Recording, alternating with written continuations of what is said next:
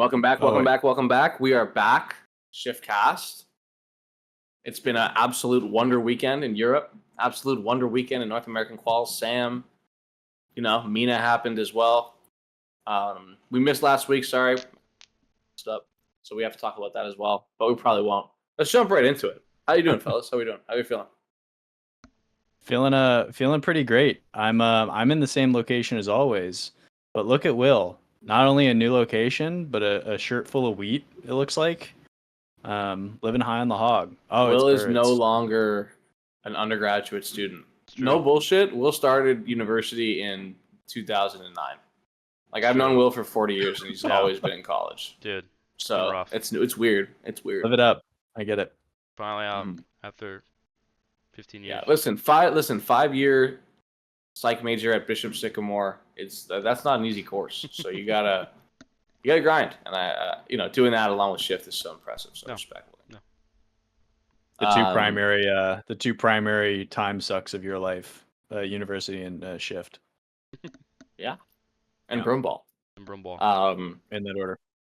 All right, let's jump right into it. Let's talk. We had a big regional. Finally, something interesting happening in Europe. Crazy. An North American import team. If you really think about it, every single player on Dignitas played in NA last year. They said this is way too hard. We're getting our butts kicked by NRG. We don't want to play against First Killer anymore. He's too good. I think we just got to move. We got to move back to Europe. It's a little bit freer. It's a little easier to just get to majors, win, whatever. Come in, farm the region. Who could have guessed it? Karmine Corp smoked them. Well, who else they beat? They beat Gentlemates. Get out of here. So, to me, they beat Vitality too, right? Yeah. And Nip. So yeah, I mean, obviously Jack did well. Jack did well in NA. He won, I think, 4 regionals in NA out of potential 15. Yeah. But Joris and Stizzy never made it past top 4. Never made it past top 8 in NA. So what I learned, my main takeaway: top 8 NA, top 1 Europe. It's like just the competition there isn't as good. So really happy to see guys like Joris, Stizzy, who just couldn't cut it in my region, go to a small region, a minor region, and finally get that title that they've been looking for. So what were you guys' takeaways? Is this, for Dig, in all seriousness, is this like we've always talked about, or I guess the general community has talked about, Jack teams, Joris teams, they always start hot and then they start to cool down. And it's true, they have. Jack, I was doing a little looking around. Jack has never even made top 4. For a player of his caliber, that seems insane, but it's true, right? So what do you guys think? Are they finally peaking at the right time, or is there other reasons why they were able to come out on top, such as, a year in NA? Well, do you want to take it? Yeah, I can take it. Go ahead. I think a lot of people were really quick to write off Dig. They didn't have the best regional last time around, and so people were like, oh, that's like they're falling off. They look terrible, whatever. But you really have to. Stizzy's really just started to break through this season. I thought he's looked really good. People also write him off a lot because he's usually the third man back, and he's and he'll be responsible for some mistakes. But I don't know. He just hasn't really had that high quality teammate before to where stuff is relying on him.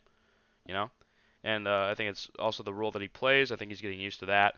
And they had a great major performance. They threw against, who was it, Twisted in round 5. They had him, or GK. GK. They had him. Should have won. GK's terrible. Don't like that team. Don't unfollow me on Twitter. But I don't know. I think they went 2-3 Swiss. That's not bad for Stizzy's first LAN. And then they looked a little shaky on day 1 of Open 4.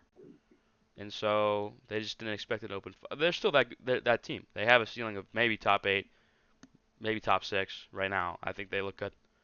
So yeah, good win. I think A huge win, and I mean, we talked about it just a second ago when we were running through. I mean, they really beat the top 4 contenders, right? They Yep. eliminate Ninjas in Pajamas, then they go through Gentlemates. Juicy was absolutely on fire. He was 9 for 30 in that series, hitting everything. And then they run through Vitality. They hold Monkey Moon and Exotic to 2 for 31 shooting. And then in the Karmine Corp series, I mean, Jack was awesome. Like, Stizzy is the story, and he should be, just because he's new and he's been inconsistent throughout his career. And now it's like, oh my gosh, like, maybe this is the next step for Stizzy here. But I felt like Jack all the way through was like, Jack has always been like, the mechanics are super solid always. Like, just super clean, double touches, resets. Like, Jack is just that kind of player. And he was all over it.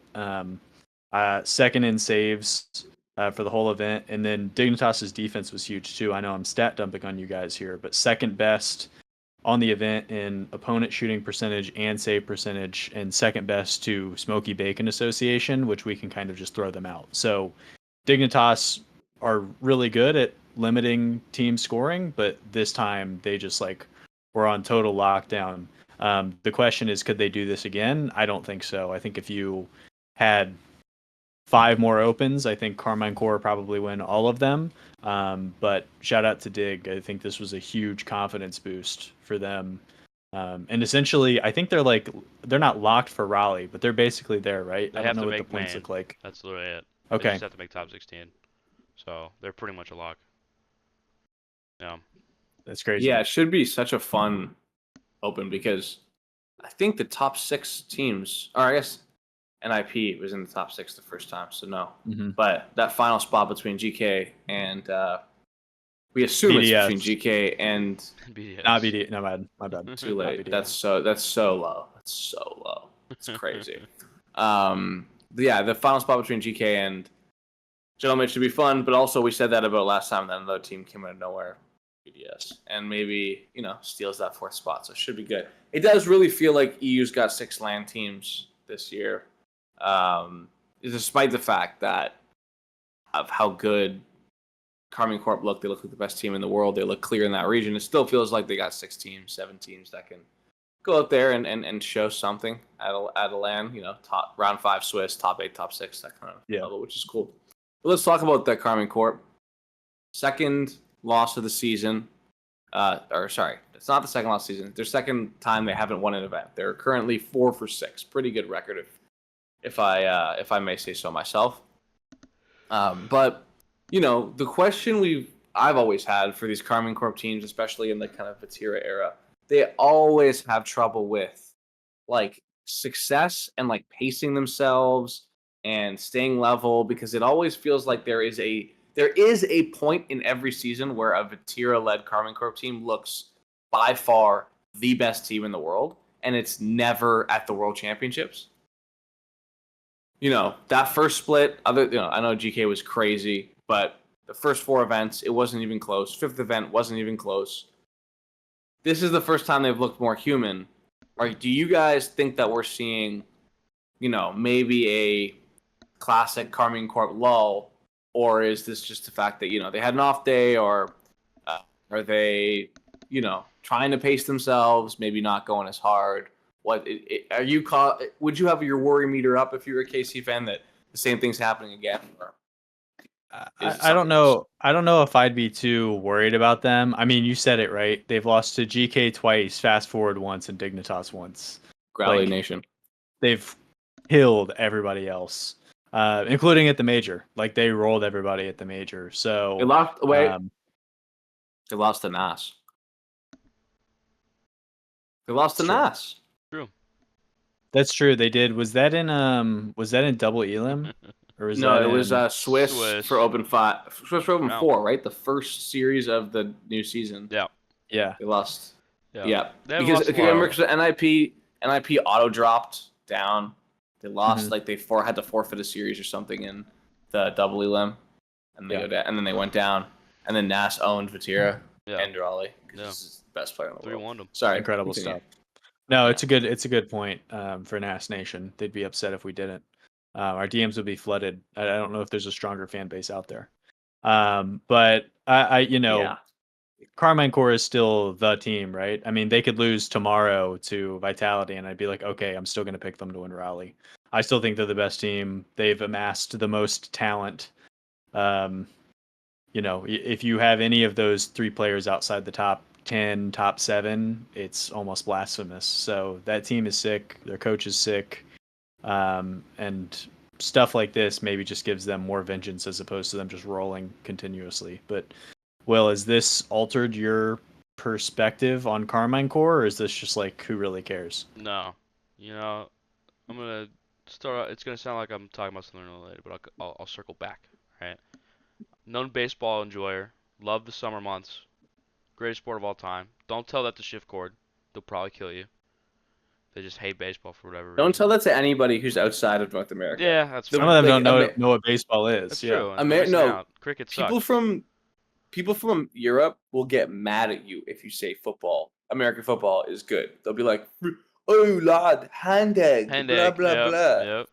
It's like, okay, Reddit 2014 is down the hall and to the left, like whatever. But if you say baseball is good, you might as well have said that their mother deserves to die. Like they get so mad about this idea that so baseball slow could be and so good. boring and blah blah blah. It's a great sport. A lot of strategy, a lot of patterns, a lot of data. And one of the big patterns is you have a good pitcher, right? They are lights out first couple times through the lineup. Third time through, not so much. I forget the pitcher. We were playing against the Cubs, but his his earned run average in the third time through the lineup was like in the tens. And the first 2 times it was like 0 point something. Running out of gas. This is just Karmine Corp at its finest. Every year, they look dialed. People start to figure them out. I think you have how many months to build up a scheme against this team and try to beat them at their own game or fight fire with fire. Like, I don't know. I think eventually you're going to learn, you're going to figure it out. So I'm not worried about them. I think these European teams have just played them so much that they know kind of what the game plan is going into each game. Like, this is what they're going to do. They're going to clamp you. They're going to be locked down. You just have to survive pressure, get some counterattacks, play some solid D. You'll figure it out. And so teams will look closer against them, I think, this time around. But it also could be they're just like, they've already clinched Worlds. Who cares? We can lose. Maybe it's like, I don't know, a jinx thing. And they'll come back. Michael, can I ask you something? What's up? Do you feel like you remember like 2015 Golden State Warriors era, or once they add Kevin Durant, they had gone on the record and been like, it's so hard for us to keep doing this because every time we play another team, it's like their world championship. Yeah. Like we get everybody's best possible shot. I think that's kind of a Karmine Corp thing too, where they're like, all right, like extra gear, let's lock in. Like we're supposed to lose. I feel like that works to your advantage, especially at Rocket League. Yeah. You're getting the best possible practice all the time. You're like, there's no trolling, you're not getting whatever. Like, I feel like when the top teams are always so locked in because they got to knock Goliath down, it's like, you're getting such good quality ball. You're able to practice at the highest level. To me, I think what I was talking about them not being at top form at Worlds, I think it's something that's probably stuck in the heads of at least Talon, Batira, and Pharaoh. I think I have more conviction that Karmine Corp will not win Rally than I do anything else in this esport right now. And I don't think they're going to throw the series to throw the tournament or whatever. But I think subconsciously it's like Batira won London 2. And when you hear Rise and the rest of that team talk, they said the worst thing that could have happened to our World's chances was winning that tournament because we took our feet off the gas. Now, it was kind of out of his control that Zen just showed up. But Karmine Corp won that San Diego LAN and immediately were relegated to Little Brother. They had a perfect split. They lost once to Gentlemates, and it just felt like that season fell apart for them. I think that there's a subconscious that can happen where it's like, I am shielding myself from that happening again so that I have full mental energy and stability and hunger to win the world championship, which is the goal at the end of the day, right? Like, that's not to say I don't think they can win. I won't be surprised if they don't. I would have been genuinely surprised if they didn't win Birmingham. Like, I would have been like, wow, they threw that badly because they're the best team right now. But if NRG wins, that's honestly my pick. I think NRG is going to win Rally. If NRG wins, I won't be surprised because I'm going to be like, well, yeah, every team kind of has to get smoked at one point before they win the World Championship. It's always been a thing. Even Vitality, as good as they were, I don't know if you guys remember, Boston, top 6 match. They got belt to ass from the BDS team, that new BDS team, and they had to go and bracket reset them. So to me, it's like, they're definitely not doing it on purpose, but part of me feels like they're kind of subconsciously pacing themselves to not, put so much thought into like a perfect season, to put so much thought into like being the best team ever. And then, you end up overdoing it. The pressure gets to you and you lose to another team like a Vitality, an NRG, a Falcons, a Furia, because they're playing fast and loose and you're so worried about living up to winning that you're not able to actually win, which is the point, right? Well, that makes sense because there's other teams in Europe that are pacing themselves as well. Like, look at Ninjas in Pyjamas. They're like, look, we're gonna really just like try and ramp up very slowly, and you only have to qualify play to good. LCQ. That's the best thing about Rocket League now. You only have to play well for two events. LCQ. I heard they threw because and a World Nats didn't want to Championship. come back to North America. Do you guys think that's true? Or True. Well, listen. Seeing ghosts. I think it's like how Nikola Jokic, like, he lost to because Lou Dort like just owned him in Game 5. Like, it's not every day that you have to run into like a Hawk or a Creams in EU. You know what I mean? It's not every day you get to run into a Parth. Like, some people aren't cut out for the NA top 8 rep match, right? But Sure. I'm glad that he's ramping up for that LCQ so that he can get a shot at guys who we couldn't beat in NA, such as Cheese, Magic Bear, Justin, like those type of guys that they would destroy Europe. So that makes sense.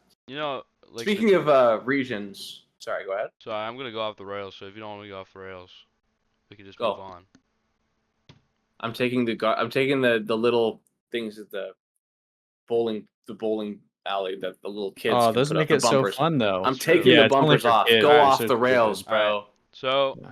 big trend on social media right now, with any league, is to ask, and don't cringe at me when I say this because I hate AI too, but they ask AI to predict like the next 20 winners, and sometimes you'll get a random ass poll. Yeah, it'll be like an expansion team that doesn't exist yet from like China. Yeah. So, but we're speaking of last chance qualifier runs, crazy runs. Grok has BDS winning the 2025 RLCS World Championship. It knows. Incredible. Crazy. And also, in a quick aside. Did you ask it if that's real though? Yeah, I said Grok is this real, and he said yeah. Oh, Nuts. sweet. He also said Alpine Esports will win in 2032. So get ready for that. That'd be awesome. Dude, we're so back. Alex We're so Albon. back. Dude, can't wait. That'd be So, sick. But yeah, let's talk about Nips. Yeah. That team had a ton of hype coming in. Itachi, European MVP, was doing so good last year. Was probably the best player in Europe throughout the regular season in totality. Drali really came on late. Zen was really good at the beginning, but Itachi was kind of the guy. Was the engine room of that winning mates team that won the Copenhagen Major. Yeah. Oski, phenomenal end of the season. No one's gonna doubt that. And best player in the world, Nas. They have not been the team that people thought they were going to be. They have not lived up to the expectations. I think a lot of people thought they were going to be the third best team in Europe. People clowned on Seiko for not taking that duo when it was revealed that they could have had that duo instead of Juicy and Redosin. Still not a great pickup by Seiko, but he's righted the ship while they haven't been able to. So, I guess, yeah, let's talk about what happened there. Like, what do you make of this season? Because it's odd, right? They've lost to a lot of good teams. They just can't beat the teams that keep making the major. But through all that, you still kind of believe that they can go to a LAN and get like top 4. Yeah. Like in my head, it's like that's still an amazing elite team. But then I look at the results and I'm like, there's literally no data to back up this team is good at all. So yeah, what do you guys make of this season for NIP now that their ability to make the World Championship through the conventional way and not through the LCQ looks essentially shut unless they win the next regional? They can play good ball. That's the thing is they can hoop. It's just an issue of I think I don't want to blame it fully on the format, but I think the format is very like upset prone. If there's an upset, the bracket is screwed. It's so broken. Like running into Dignitas, like off rip. What are you laughing at? Well, like Sorry. I was just thinking about like the NA, like the NA's in Oh, this yeah, whole yeah, yeah.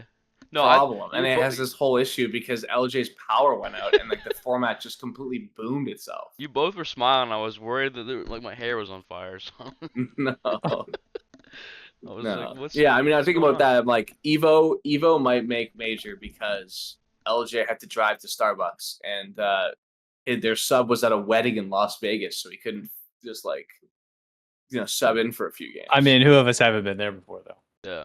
Yeah, exactly. Yeah, that We was should figure out if Omar won or lost money in Vegas during that, Yeah. and like, was it worth missing the cherry on top. Yeah. I think it's so Yeah. funny though that like people thought that was like who in your right mind would skip your buddy's wedding to be on standby for a Rocket Be League on tournament you're standby? not starting Well, it's for? more of like, why is he the sub? Like, you have a Yeah. guy who has played professionally as your coach. Like, just make him the sub. But Yeah. we're getting way off topic. Sorry. Continue about your point about the format. Yeah, but the format's screwy, so I think they're unlucky there. Um, but I think they have a really good chance of making it, despite probably missing both majors here. Because if you really think about it, there's only two teams that could win this LCQ. You just have to be better than one of them, realistically. I don't see them losing to Forward again. With 2 months of break, a lot of practice, I think they're good. You really just have to be gentlemates. I think that's the issue here, and I think they can do it. Because I What think about it's, BDS? you know, I'd have to ask Gurdok on that one. 1% chance, 99% faith. Can I, Yeah, Dave, what do you think? What's your takeaway from this weird season? I was curious because as Will was talking about the format, I was like, that sounds right. And I just went and did a quick count for you guys. Do you want to hear who Ninja's 11 losses on the season are? I bet you it's all major teams except for two that are like brutal losses. 1 to Gentlemates, 2 to Vitality, 3 to Dignitas, 5 to Karmine Corp. That's all the losses. Wow. They beat everyone That's else. so brutal. Yeah. That's crazy. Well, that Dignitas and the Gentlemates, it's like, that's it. That's the difference between you going to every land and you not going to every land. Is there's like 4 teams that, well, let's say 5 other teams, counting GK, and you just got to beat 3 of them or 2 of them. 2 of them. You got to beat 2 of them. You got to be able to consistently beat 2 of them. And they just haven't been able to. Yeah. So haven't beat Dignitas a single time, and they split with Mates, which is like whatever because it was the first time that they had Eugene. yeah. Oh Well, no, so they that's- actually you're they beat Mates you're 3 1 times. and 4. They beat Mates 3 times, so that they're 3 and 4 against the teams they need to beat. But also, Gentlemates weren't in that group of teams they needed to beat until this split. Like last split, losing to Dignitas that many times, it's just like, I can't really feel bad for you, man. Like you're losing to the teams you have to beat. It's a tough pill to swallow because I think just from the outside looking in, I've always been like Eversax, like probably top 3 coach for me. Just I felt like he just did a lot of stuff, didn't get a lot of praise with the rosters that he got. Mike, you're not gonna like to hear this especially, but I think that this is a roster, and it's like not a very good argument because you could say the same thing about like a Dignitas or something like that if you wanted to. But I think that this roster is 3 of the best possible second best players in the world. I don't think that any 3 of these guys are like a number 1 option for a major winning team or anything like that. Nas could be eventually. I think Oski is like an excellent second scorer. Itachi elevates his teammates, but I don't see any of these guys as being like, yes, that is the foundational pillar of what is going to take us to a top 8 at a major. I just want to say quickly, Eversax is not the coach of Ninjas in Pyjamas. He's the coach of Gentlemates. Thank you very much. I want to say that I think that's part of it is because there are certain guys. Yep. There's certain guys that when they're together, it's player coach combo. I think I had really him. I had the vision of Snasky in my head. I said Eversax. Yeah, but what I was gonna say was I feel like there are certain players and coaches that are not as good without each other in the professional setting as they are separate, like in a vacuum. Like I think about that 6 months that LJ was playing on Space Station without Sad Jr. and he just looked like he was lost, right? Yeah. They let go of Chrome. They bring in Sad Jr. immediately. Since then, he's been the coach.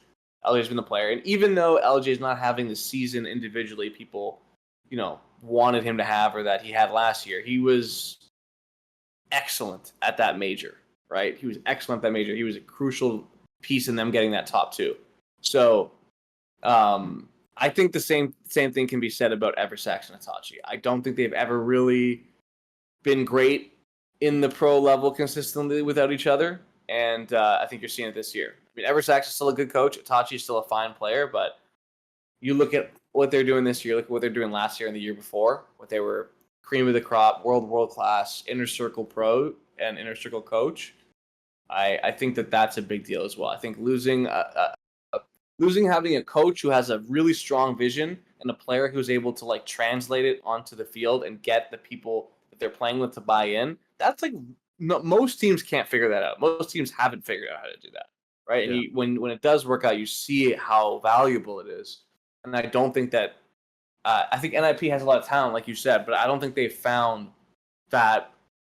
They have the pieces of the car, but they can't get it to turn on. That's the best way I can put it. They don't have something to be a through line when I watch them, and I think it's most detrimental to Itachi because he is supposed to be that through line. And when I've been seeing a ton of criticism of Itachi being like, this guy's washed, it's over, whatever. But to me, it's well, if your job is to make things go and you're not able, no one is getting on the same page consistently, then what you do is now compromise, right?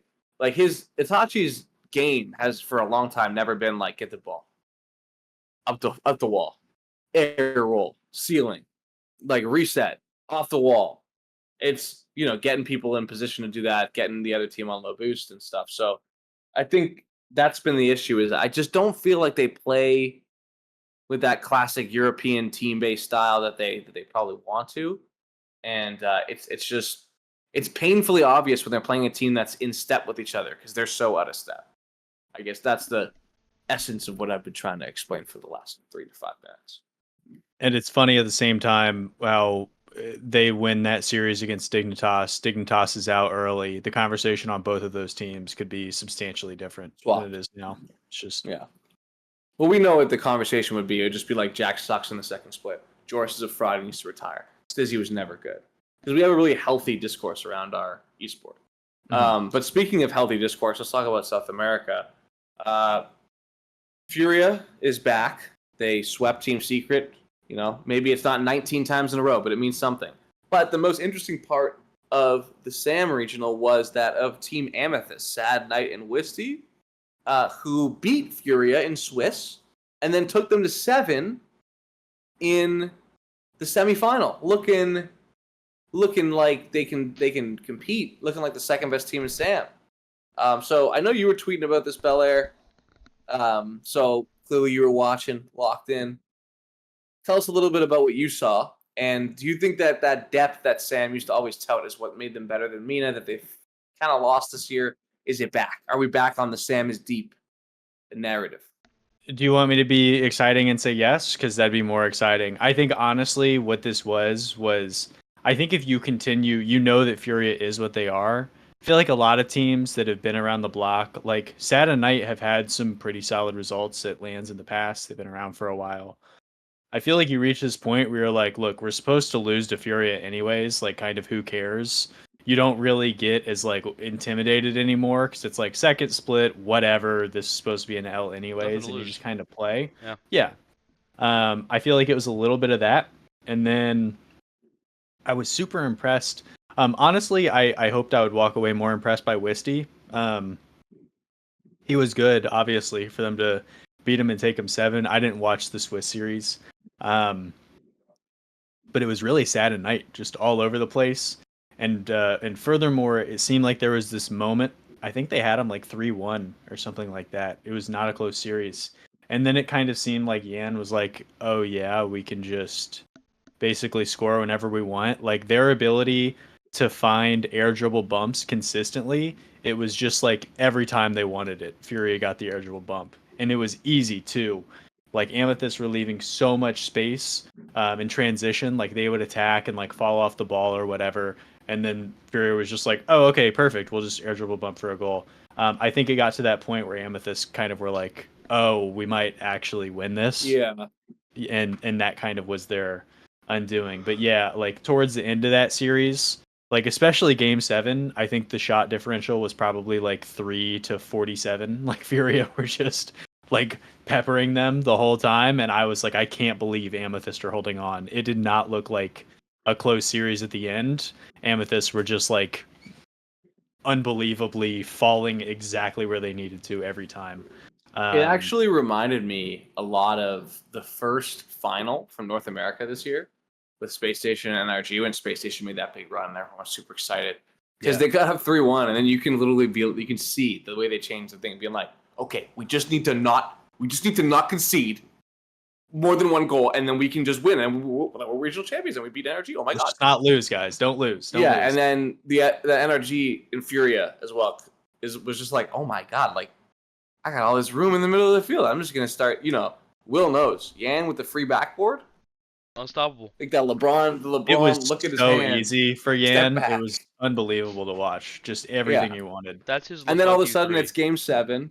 Yeah, it's game 7, and they're shitting their pants. And Furia's like, oh my god, like we got all the momentum now. So yeah, it was nice. I think one of the big things that I'm starting to realize is that Rocket League, as a professional and competitive environment, is getting to a point of maturation where like we're not seeing a lot of up and comers the way we used to. We're not seeing guys fall off after 3 years like we used to.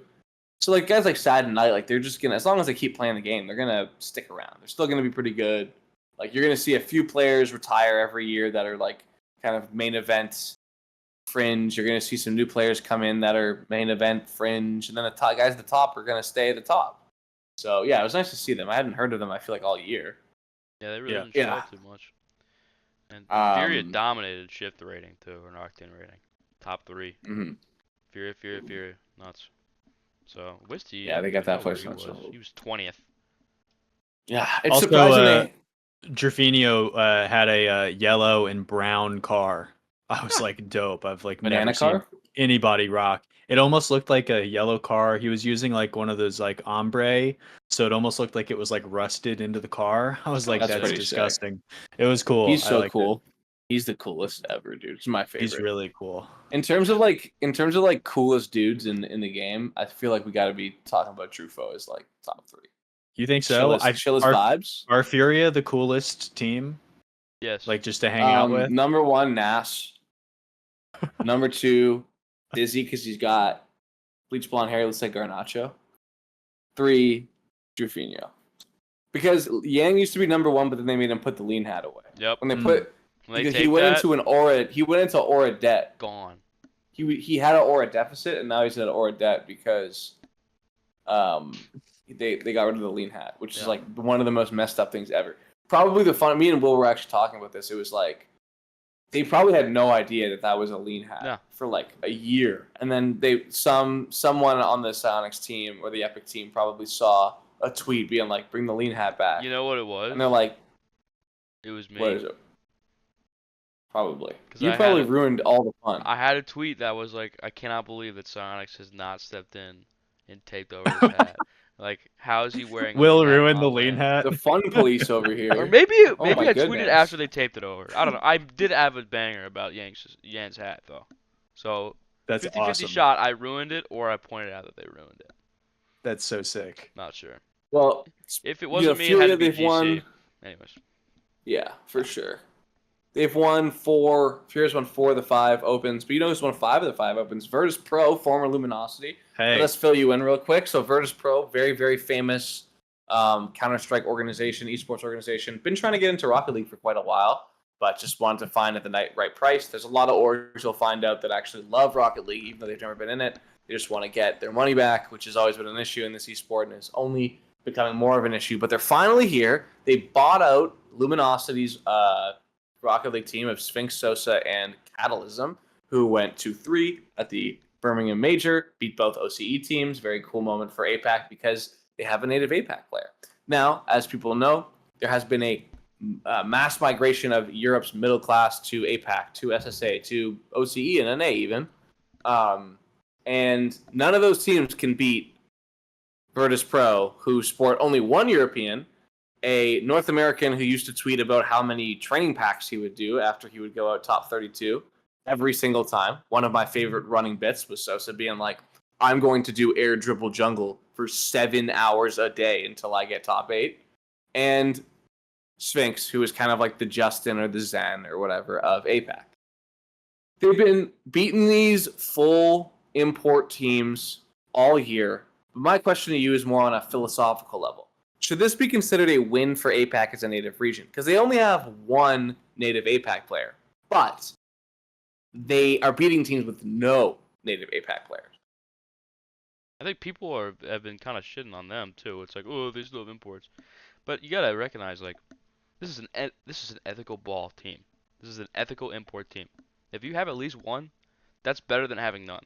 Like genuinely, if you just have like they're still succeed like that's a Malaysian player in the top 9 through 12 at a LAN. That's huge for the region. Also, native APAC players were killing it this event too. The only non-APAC players that were left in that top 6 were the 2 guys on for VP and then the 3 on MKOI. Everybody else was native APAC, which was huge. So I think APAC is probably the strongest holdout in terms of imports, in my opinion, because they still can. I was looking through these rosters like legends from like back when we had 2 APAC regions. So you had like Burn, you had J-Box, you had all these Japanese guys. They're still making top 6s. They're still around. So it's cool to see. Mikan. Yep. Burn beat FaZe. I'll never forget when Burn beat FaZe. Balleries, LCT. Yep. All these guys. They're still there. I think the most handsome man in the game, LCT. Sorry, Yeah. how can I stop? incredible stuff. No, that was a good jump in. I was actually going to say the same thing. So I'll cross that out of my notes. Not only is it a win just because they have the best APAC player, but also he is the primary piece of what makes their team go. It's not like he's some add-on. And also, I say this with all due respect, it's not like they added killers to this roster. Like Catalysm was coaching and Sosa was kind of just He was collecting like, dust is too strong, Yeah. but like his career in North America as like a main event fixture was kind of like reaching a breaking point. So to bring them over, I'm shocked that the Tech Oz team has not been able to beat them, because I kind of thought Tech Oz was pretty good. Dude, I thought Tech Oz was going to be the Like, best young player in Europe coming I'm into shocked. this year, and he's just flamed out. He's just yelling. He's allegedly Spanish. He's yelling at people in ranked about their religion, which is not cool. And then he's Not moved cool. out. Bro, how are you moving to fucking APAC at 17 or 18 or however old he is? That's like when dudes in soccer go to Saudi Arabia at like 22. Yeah, you didn't even try. Like, bro, you didn't even try. What do you mean? You were beating Vatira last year. You were beating Karmine Corp last year. You're in APAC in 1 year? What kind of... See, I don't know if you guys remember when we had the Young Money Clan problem last year, and people were like getting so Great moral stuff. about it. And I was like, it's just lame. It's just lame. You're like, I'm not good enough to play in my region. I'm going to go cheat in this other region. You're just admitting you suck ass at the game. Okay? You're just bad at Rocket League. So that's the other thing with Tech Oz. It's like, how are you going to be an up-and-comer in Europe, and then you can't even make land from APAC? What are you doing over there, man? And you're allegedly Spanish. So messed up. That's the worst part. I can't believe it. I can't believe Sorry. he might be. I got a Spanish. little animated there. But that Yeah, it Mike makes was me into that. upset. Makes me upset when I see people like put all these hours into this game and then just like before they even see where they're going, they admit that they stink and then they just go and like suck in some other region, but this time they're paying money to live somewhere that's not their house. It's just horrible, horrible stuff. Huge win for Virtus Pro. Good to see him in. Bummer that it came at the cost of Luminosity exiting. Mm-hmm. Would have been cool to keep them around, but They seem to like the scene. I'm sure they'll be back in some capacity at some point, especially if we're able to like build some sort of like moneymaker. One more thing is I feel like I've said this a few times. Sphinx, man. I don't know what his plans are. I don't know if he's gonna like really take this serious or just stay in APAC and be the guy in APAC. Given how good he's gotten, with the lack of like ranked ability to play against the best players in the world, he can play on OCE servers and that's pretty much it outside of APAC. Man, this kid, man, like, if he goes to North America, I give it like a year before he's a top 8 player in the region.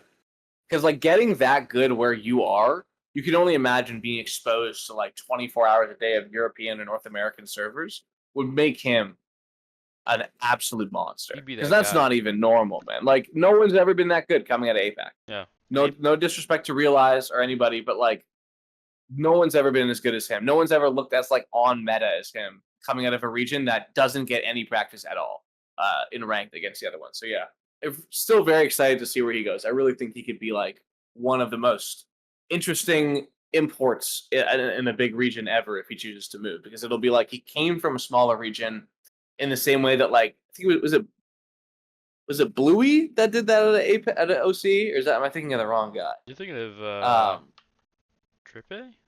Wasn't Drippy OC? Yeah, Drippy. Sorry, I don't know why I thought it was Bluey. Bluey's English, I think.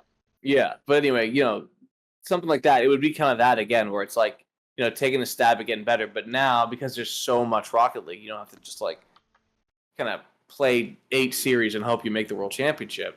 I really think Sphinx could be so crazy special. Yeah. Yeah. Let's. Sorry, go ahead. I was just gonna say there is a bubble guy from OC that plays in NA, Chile. Top 32, I think, peak. But go Chile. I'm now rooting for him. I didn't even know that. So shout out Chile. I'm a Chile guy now. Chile, if you're out there listening, keep it up. Okay, so let's move on. I got two kind of a 2-pronged segment here that I've dreamt up, so we continue our quest for a rotation of good segments. The first one's called Big Question, and the second one's called Armchair Developer. So in the first question, in the first part of the segment, I will pose a big question to my co-host, and we'll discuss it.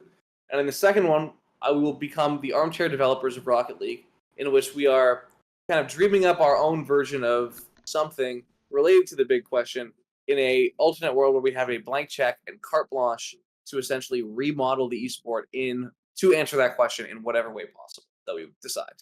We're throwing realism to the wolves. It's not going to happen. They're never going to give me a job. They might give Belair a job. They're definitely not going to give Will a job. He just graduated. He's got a degree now, so they might.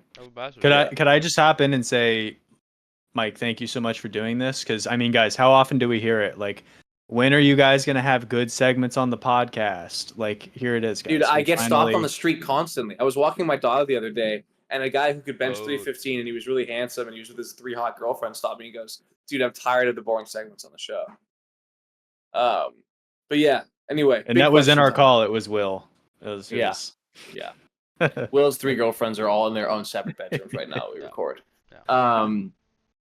So let's talk about this big question. My big question has been something I've been thinking about because the EWC lineup came out, Esports World Cup for Rocket League came out, and the format is the exact same as the World Championship, the exact same as the LANs, and they're taking the exact same teams, basically, that will be going to Worlds or at least the 16 teams that auto-qualify to Worlds will be playing at Esports World Cup. So, based on once these open 6s go away, you're basically going to be seeing 80 to 90% of the same teams at every major event for the rest of the year. LCQ will happen. Those teams, you'll see a couple of those, but a lot of those will be teams that, we've seen at a major before, potentially. Like if Gentlemates make it might be GK that comes out. If Space Station makes it, you might see Gen G or Complexity come out. And so it's really walled off a lot of the competitive calendar, especially late in the season, to all but a few teams. My big question that I wanted to pose is, do you guys think it's a good thing for the viewership to create a sense of familiarity with a bunch of players where you're going to be tuning in constantly to watch these guys play, and it's always the same group of people? These are kind of the main characters of the season, and that can carry over. No roster moves, no, random teams popping out of nowhere you don't know. You know the format, you know the teams, it's easy to follow. Or do you think that part of the reason we don't see as many up and coming players, and part of the reason that it feels like orgs are less interested in coming in and supporting the bubble and the tier 2 of the pro scene is because the Epic calendar has seemingly put about half of the entire year towards the same 10 to 12 teams that make every single tournament. I'm going to open the floor now for like whoever wants to talk. You can go first, yeah. I have 3 big winners for you of this structure. Rivalries and grudge matches. We're going to have at least a couple where it's like, oh man, remember when they played at EWC and now we see them at Worlds, and like, this is, what are they going to change? Like, that'll be great for storylines, because sometimes it's tough to drum those up. The other thing I think of immediately, EU ranks, not only the content that's going to come out of it, but also like the young up and comers. Like, I know like Jack had spotlighted like that up and coming player named like Alex with 2 X's, or like Day Shift, like the young guys. Like, EU ranked between EWC and Worlds is going to be crazy. Like, we're going to see some explosions in talent, I think. And then the third winner is something that I'm going to take from basketball. When you get players who go to the Olympics, you will always see these tendrils that come out of it where it's like, oh man, Embiid and Anthony Edwards really got along at the Olympics, and 5 years later, now they're teammates. I think there's going to be some of that comes out of this too, where you're going to have the same players at all 3 of these events, and Zen is going to be hanging out with somebody, every other day. Maybe he's a bad example. He seems like he locks in. But there's going to be some down the line situations where we're like, oh my God, these 2 players are playing together. And it's like, yeah, we've been talking about it since those couple of months where we saw each other just constantly. But ultimately, I think this is a loss. I want to see as many players as possible always. But that's my 2 cents. Yeah, just quickly before Will you go, I think it's interesting, right? Because it does in a way simulate the old school like third-party LAN circuit of the off seasons between the seasons, where you got a lot of teams that came out of like seeing each other at 6 DreamHacks. The difference is that there was 32 teams at those DreamHacks instead of 16 now. And then also there were a lot more North American teams, there were a lot more European teams.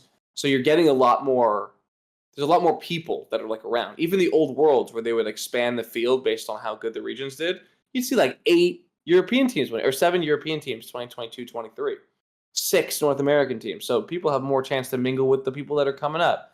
I'm imagining like, if there was a DreamHack nowadays, a 32 team field, is that when a team like, let's say, I don't know, Pirates on a Boat. I know you just talked to 5UP. 5UP, up and coming player, good player. He's around, all these top pros, talking to him, chatting with him, playing ranked with him, and then it's all of a sudden it's like, well, then how do you think he got that top team the next year? So you can't take that away, right? Because the pool is so little, and we've definitely seen, especially in Europe, a lot of the top teams just kind of shuffle and then go next year. Saw it this year as well. So yeah, I get what you're saying, and I do think in general it's a loss as well. But I wanted to get Will's thoughts as well as to add to this melting pot of incredible ideas. I'm kind of a hater of the Esports World Cup. I have been for a while.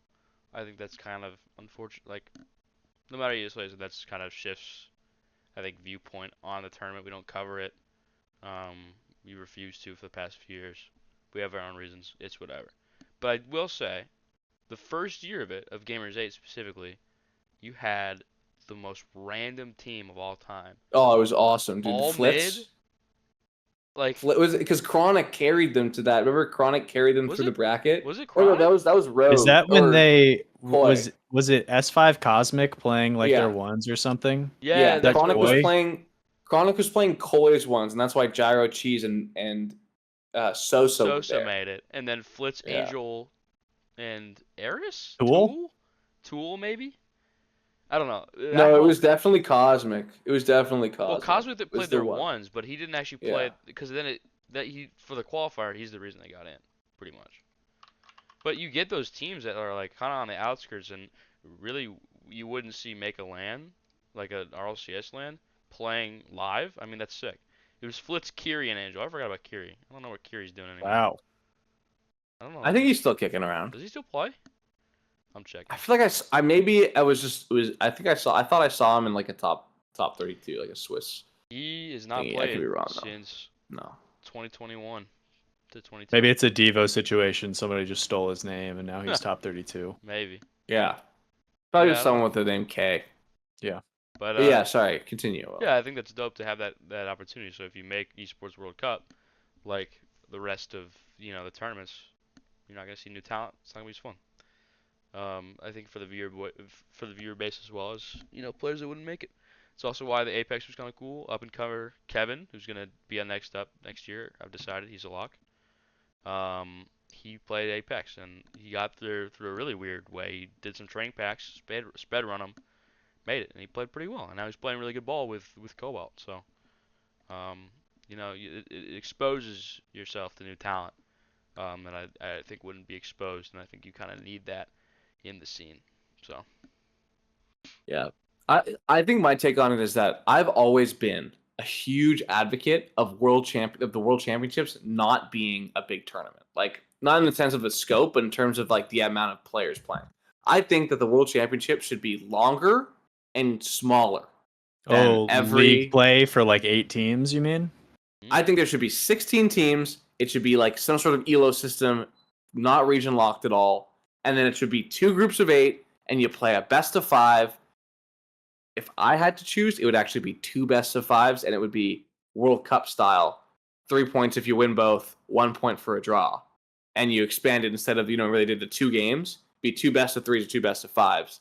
It sounds like FIFA E. Sorry to interject. Yeah, sorry, that's what I meant. Similar? FIFA E, but you expand it from 2 best of 1s to 2 best of 5s. And then you go from there into that like 6-team hybrid bracket that we do. I think that it should be only the best teams, and I think it should be incredibly grueling. I look at the NBA, I look at the NFL, I look at the MLB, I look at all the big sports, the Champions League. It's a war. It's a season in itself to win that postseason, and it doesn't feel like that with the World Championship. I think every other major LAN should be dedicated to bringing new talent in and developing it to work towards one day playing in that World Championship, right?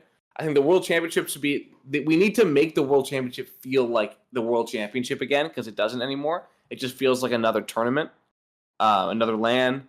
It's at this point, if you have a third-party LAN with the same teams, you have a third-party LAN with the same format. The only difference is there's basically no crowd in one and there's a crowd in the other. You're not getting variance. I would love to see 32, 48 team fields with multiple stages to get to that final LAN where it's built to bring players up and get people interested in all these teams. And then when the World Championship comes around and the casuals, they're looking at their phones and they get a Twitch notification that says Rocket League World Championship's on. It's like a 2-week affair. And it's just a war. It's a war of attrition for the best of the best, right? That should be what it should be about. So yeah, I don't think it's good to like wall off these tournaments if it's not one tournament that's being walled off for that reason. And that reason being to make it more prestigious, to make it tougher, to that when we come out of that tournament, it's less about how exciting the tournament was and more about that's the best team in the world, right? Like we should be, to me, that should be the job of the World Championship. Every other LAN, the majors, the Esports World Cup, the FIFA E should be geared toward how do we get the most new talent up into the tournaments competing. Now, if they can't make it, they can't make it. But I guarantee you, if you have a 32-team field, Space Station's making it, right? Complexity's making it with Frosty, right? You're getting Swift there, you're getting Sphinx there, you're getting a bunch of guys in Europe that are making it. You probably get maybe one of those teams upset and coming through from North America. Like, there's a lot of opportunity to like develop talent and keep people interested in playing the game at a professional level.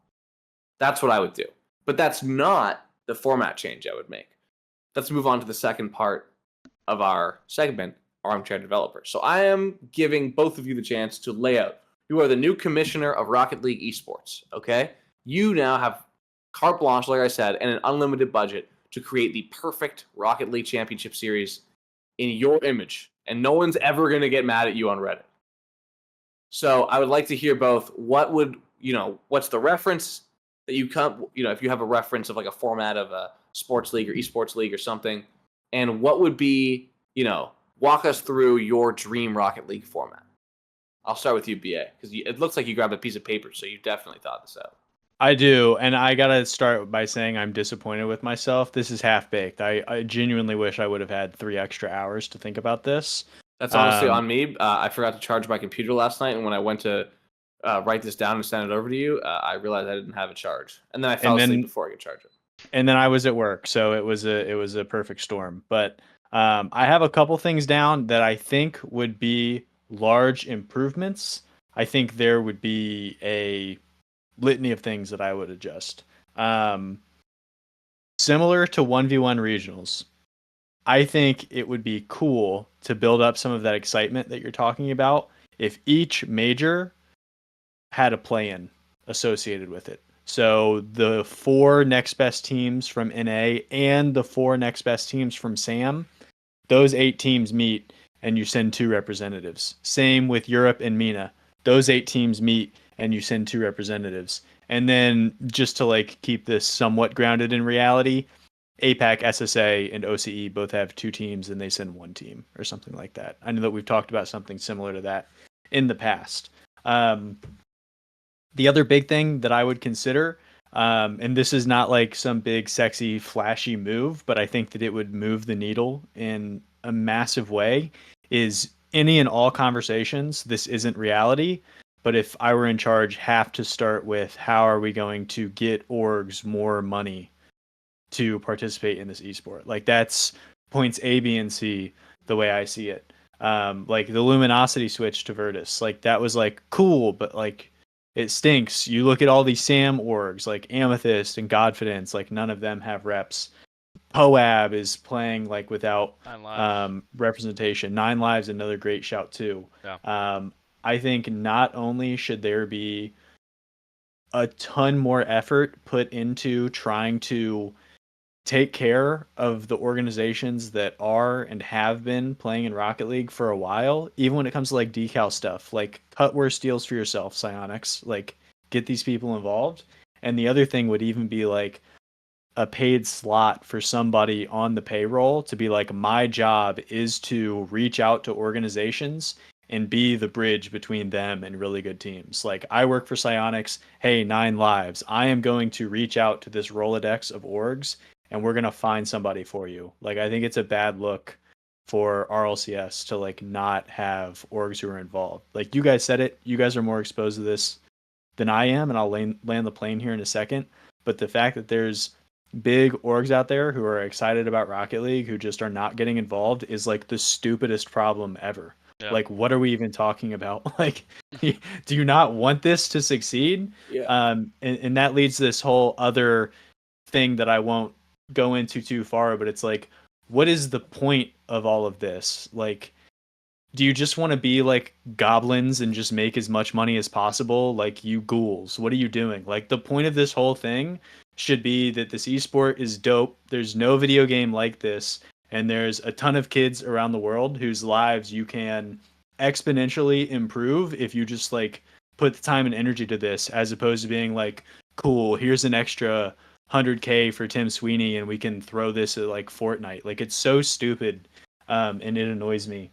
So I think that there should be a lot more like time and energy put into that, because that is like an easy solution and literally everybody wins. So that's the couple things I came up with. Yeah, I think whoever runs the esport now did not attend the Scheist school of running an esport, because they just don't prioritize orgs anymore. Like they've come out and said, at least, and they haven't come out, but they said internally, like, we prioritize the individuals, not the organizations, because they're like, oh, this is Fortnite. They copy and paste from Fortnite. That's generally what they're doing. So I think org priority. People hate the idea of franchising because they want the open format. I think there's a way you could do both. Maybe have a 10-team league play. You give franchise slots to orgs. You reach out and, okay, you have to pay this amount of money, this amount of money to be in our esport, right? But you'll earn it back through, I don't know. There has to be some way. Revenue sharing. decals that actually Has to be rev share from sponsors and Yeah. rev share from live ticket sales and rev share from everything that is all the money made has to go through to the Yeah. organization. We hit up Honda. We say we're not going to make a nuke joke about Japan. Swear to God, you can invest in our esports. And then Liquid will join our thing. Yeah. And so I think you have 10 orgs. I don't know if this would work outside of NA, EU, SAM, MENA. There's a lot of orgs that can and have invested in those 4 main regions, a lot more than. But I would the actually rest. I would actually stop and disagree with you there. I think that there are a lot of orgs that are interested in being a part of the esport in APAC and in OCE because it's so cheap. That's true. Smaller Like you can just contracts. throw like TSM. you can throw you can throw like $6,000 a month at a team of players and like that's better nothing opportunity to make a major. Yeah. So I think listen, 10 would be hard, but finding like 6, 7 the way that Sam was last year, I think especially if it's a competitive region like APAC, I think it's pretty good, pretty like realistic, I should say, to find a team like in that. So you have 10, 10, 10, 10, 10, 10, and they compete for a slot at a major. They compete for a slot at Worlds, maybe 2 splits of that, like league play. And then I want to have a secondary league that you can promote and relegate into pretty much an open format. I want there to be decent funding, so it's not like a BL end-all if you get eliminated from league play, or maybe they have like a promotion relegation tournament like we did back in the league play era. But I want like the ability to go up to that next level, and I want to see players that aren't at that top 10 team in the world still get highlighted and still have streams. I feel like if Rocket League were to do this, they'd half-ass it. They'd do team streams the entire time. That's not what I want. And obviously don't pay 132 different teams per regional because that's insane. Like you're spending like $2 an hour on admins, and the money just isn't there. Like the way that they spend 80 grand on a is Rumble tournament. insane. It's like well, it's also stupid. like for me, my issue with that is like people who are playing this game at the level that they're playing it at are not playing it for $600. No. Like they're too far gone, man. They're addicted to the game. You already got them. Yeah. Like Johnny Plat 3 is not in the open qualifier. Like it's people who have spent thousands and thousands of hours playing the game. You already got them. You don't need to pay them more money. I promise you. Yeah. But yeah, I don't know. So I want that. So like, basically, open. you just kind of want to go back to the old way, but like expand it way harder. Yeah, pretty much. And I don't want to lose my precious G League, so obviously we have to keep some open format because Day 3 Swisses give me life. Totally. Man, they're awesome. They're awesome. Can I add 3 more things? Yeah. Yeah. Open 3 and 6 have to be lands. Yep. That'd be awesome. Big. If this is carte blanche, would love it.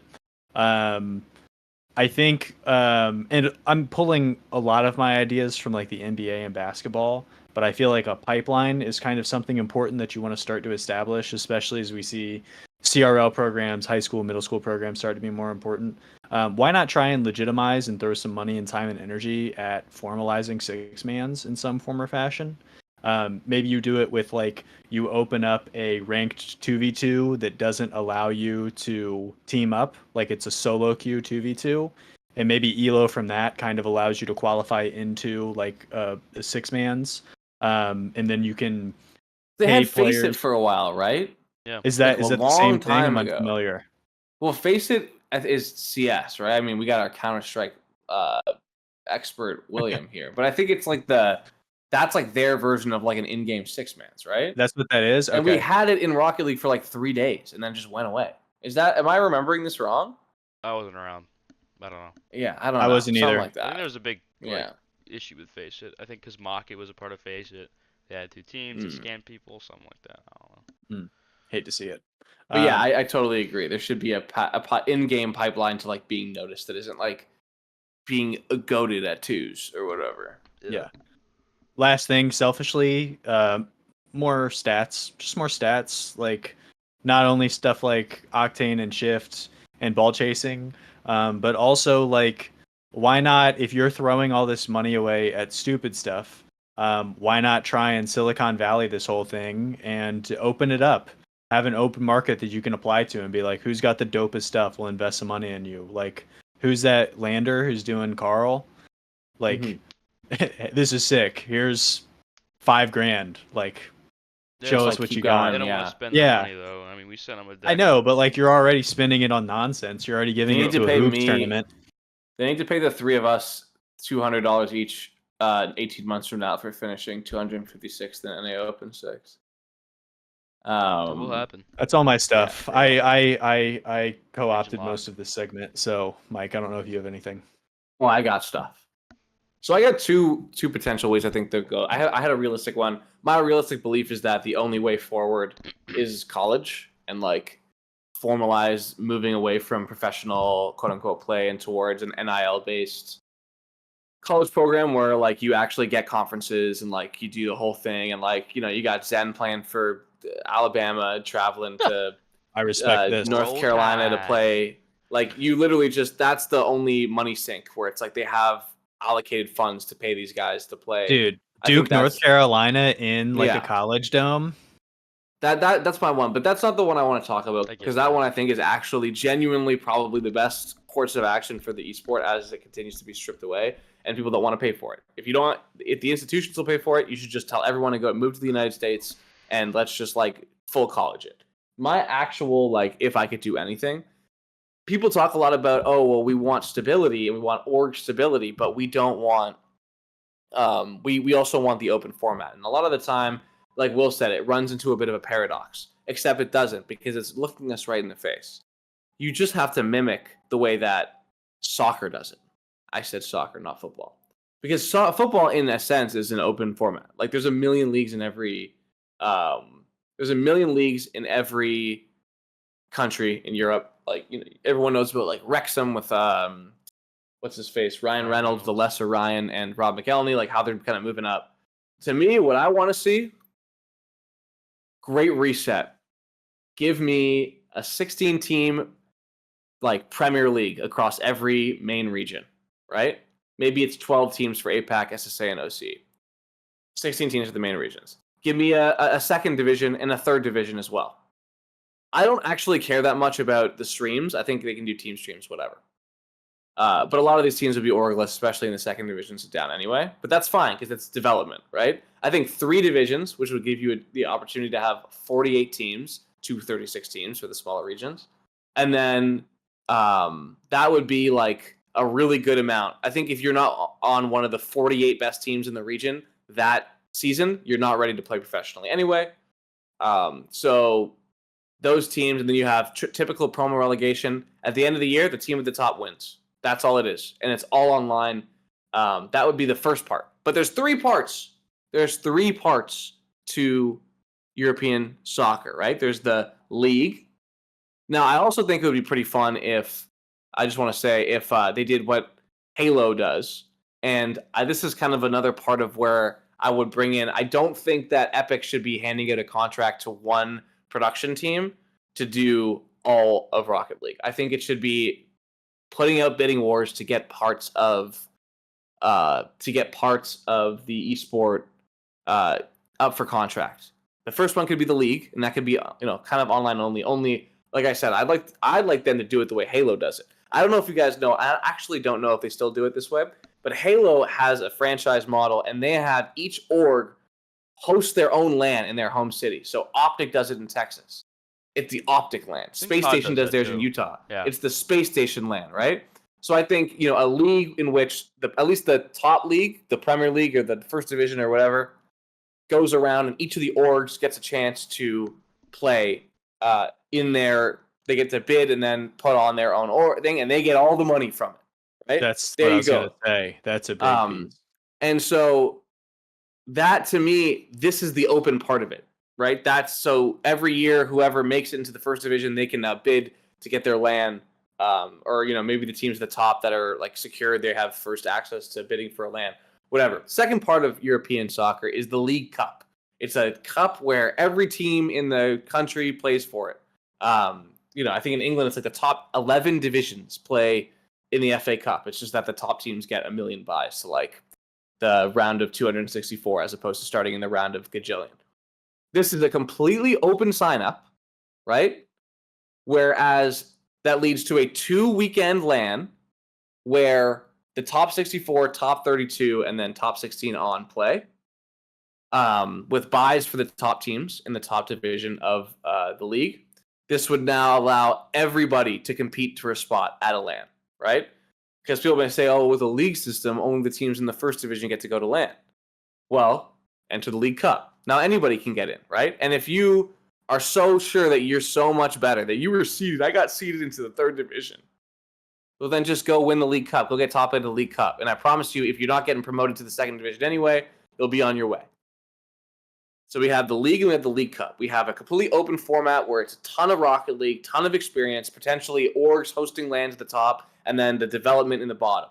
Then you have the League Cup, which is a completely open format as well.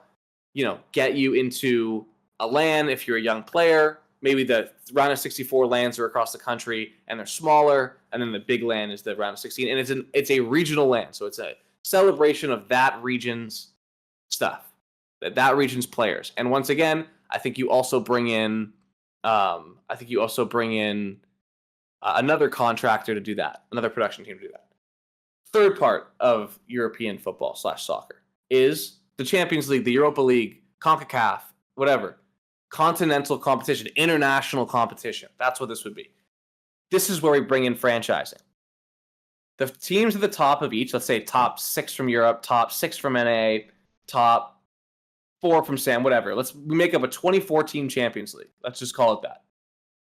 The orgs that make it, that's their spot now. It's not the player spot. If you qualify as an organization, you keep that spot. So you're not technically franchised, but you now have a spot in a traveling Champions League in which they play one weekend in each region. So let's say first stage, group stage part 1, APAC. Group stage part 2, SSA. Let's say we have the round of 30, the round of 16, or the round of 24 that leads into the round of 16, MENA. Round of 16 into round of 8, SAM. And then we finish off in Europe and NA or something like that, right? This now gives you a million ways to keep your team, be able to swap out your team. All you have to do is keep your Champions League spot. Which what does that do? It endorses, or what is the word? Not endorses. It exposure to. No, it makes you incentivizes. Incentivizes. Thank you. Yeah. It incentivizes orgs to continue investing in the esport, continue to push for the best teams possible. And also, this is maybe the toughest part to imagine realistic. You get a cash prize for making the Champions League that allows you to reinvest. You become a partner in the esport. There are plenty of esports with partner programs. I'm pretty sure we have a tiny little partner program. If you have put in the money to get to the point where you are now part of the traveling international competition that has the best production, it's on the mainstream, you're selling merch, you get the decals if you're a Champions League team, that's the point where we're just straight up giving you money to keep competing. And if you're an organization and you want to get into that spot, spend your own money with the knowledge that the minute that you actually make it into that and you steal someone else's lunch money, you'll start getting the money they were getting paid to. Right? Now, you look at the esport, look at soccer. We have powerhouse teams, right? The Manchester teams, the Milan teams, Liverpool, Barcelona, Real Madrid. That happens anyway. Like, it happens in our esport anyway. We already have powerhouse teams. We already have one team in each region that's kind of running it, one org in each region that's running it, that the best players always play for. So that doesn't matter to me. To me, it's about that 5th or 6th. What would it, if this was the way that it happened? Thinking about a team like Space Station, been top 5 last 5 years, they would be just being given more and more money to continue investing in their program, to continue investing in the esport, right? That's how you keep an org interested. And I know maybe it's not the most stable from a we want it to be a self-sufficient esport. You have a game that makes $1 gajillion every single day because 8-year-olds are stealing their parents' credit cards. I am now the commissioner, so I don't have to really think about stuff like that. So yeah, you're going to shell a bunch of it out so I get to get what I want. I'm still stealing my parents' credit cards to do that exact thing. Exactly. What if instead of a cash prize, we give you a trophy and call it even? And Psionics keeps all the money. The winner, yeah, that's the thing. The winner would actually get a trophy as well, along with a massive cash prize. And it would go up because in every competition except for this one, the prize money actually goes towards that doesn't go towards the players, go to the orgs. And the players could get a little prize money, whatever, I don't care. But the majority of the money should be going direct to the organizations, not as prize money for winning the tournament, but for prize money for simply existing within the ecosystem, for being the reason that these players can travel, for being the reason that they can wear a jersey and that they can have a social media presence and they come with a built-in audience. So for me, that's what I would do. I know it's a little bit long-winded, but I've been thinking about it all day. That makes the most sense to me. It's just easy. Well, it's not easy, but you're allowed. You can bring. It would be a massive undertaking with a ton of money. You have to bring in a lot of people and probably multiple different production companies. But if you wanted it to be the best it could be, I think that's the best you could do. Step A, implement. Step B, profit. It seems pretty straightforward to me.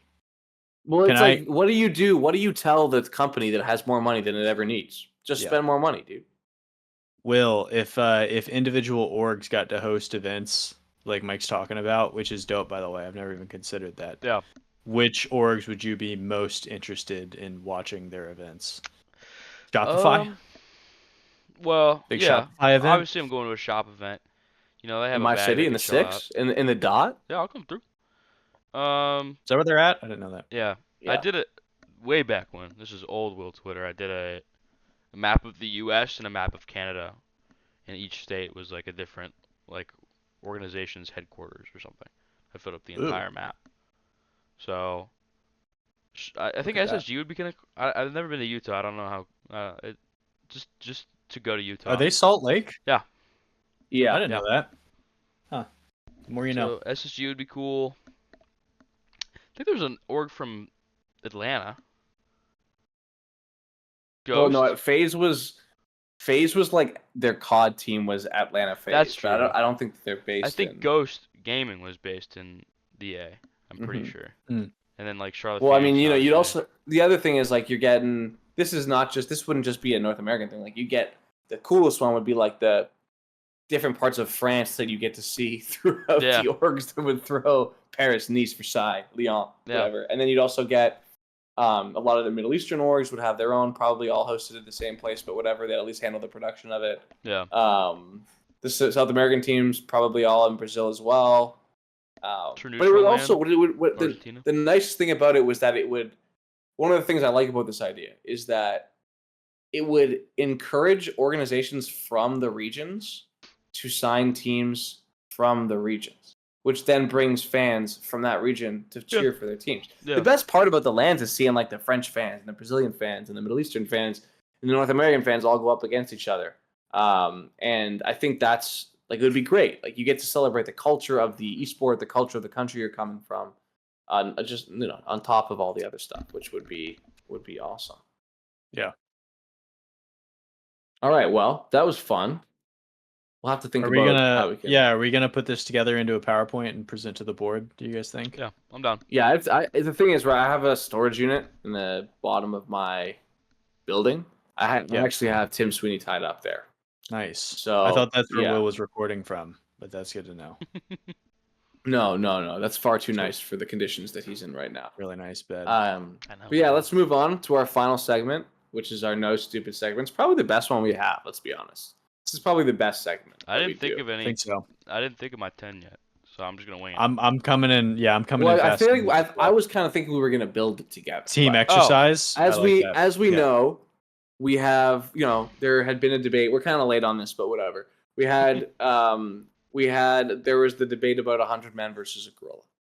I actually think that you could easily beat, with planning and prep time and the right 100 men. Like you would beat the dog crap out of a gorilla. To be honest, they're not even that. They have no stamina. You just have to withstand. Like a few people would have to die, of course, but you know what good thing happens without a few deaths. So anyway, I wanted to move it over. If we're looking at like a mini gorilla. Okay, so it's not a my caveat. It's not a full size gorilla, but it's not a baby either. Let's say it's a half size gorilla, so it's 200 pounds. You know, still looks like one, but it's shorter. I need 10 people from our beautiful community that you would take to war with you against this gorilla.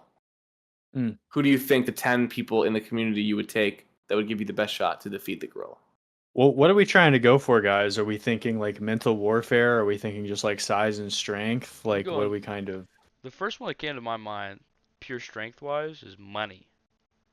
Have you seen money? Money, He commented on one of my tweets the other day. He is jacked. He is huge. Oh, look at him. He's so yoked. It's insane. So I thought it would was I gotta fake. look. What's his Sub-legend, what's his Twitter? Money RL Money RL? underscore. Yeah, he's jacked. Johnny That's a good one. Kambunga? Yeah. That's right. Oh yeah, he's Jack. He's on gear for sure, right? Gotta Actually, he could be natty. He might be more. He might be more jacked than Jzim, to be honest. Yeah. Look at No, this, that man. guy's coming for sure. Yeah. Yeah. So Now, I Jzim was and gonna Money say, are the front first- line. You think? First guy on my list was that Turkish dude, man. Like that guy has Yeah. to be Yeah. on the Jzim's list on the to list defeat for the mini sure. gorilla. I think Money's a good shout. Here's my third one. Farah.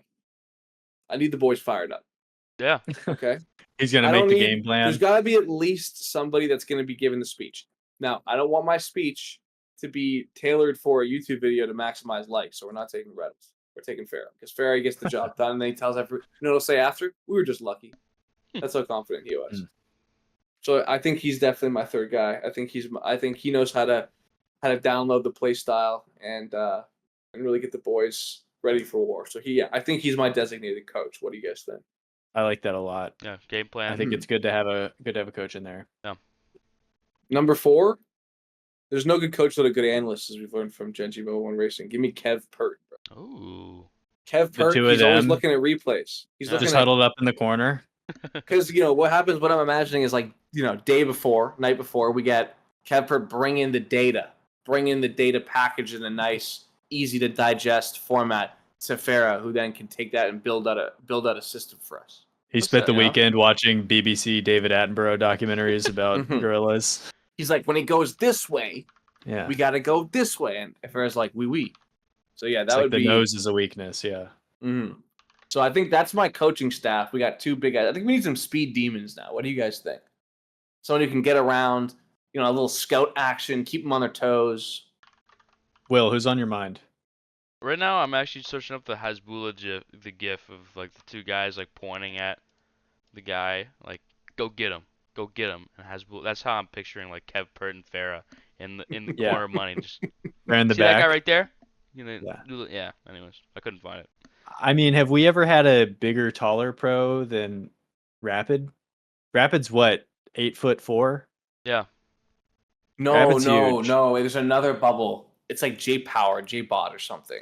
Who's like Really? 6'8", and he's like he sells like courses about crypto or some stuff now. How Which to I'm be not sure if I taller? want that on my team because he's not of right sound. Rapid is He's not tall. of sound mind. I think Rapid. Maybe you can But lull the the problem gorilla. is he would be clip farming. Like he would be like he would be like pushing. He'd push Money into the gorilla and be like, "Is Money washed? Is it over for Money?